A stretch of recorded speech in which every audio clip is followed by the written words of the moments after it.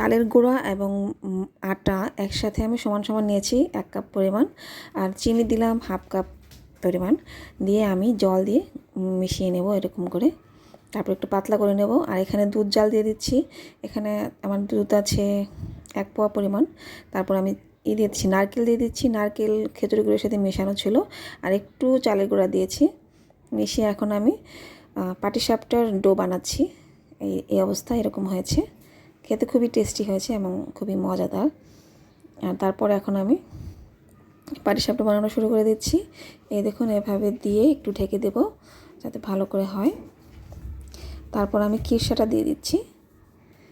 খিরসাটা দিয়ে ভালো করে আমি ভাজ করব। ভাজটা যদি সুন্দর না হয় তাহলে দেখতেও সুন্দর লাগে না। এই যে টাইপের হয়েছে, খেতে কিন্তু খুবই ভালো লেগেছে।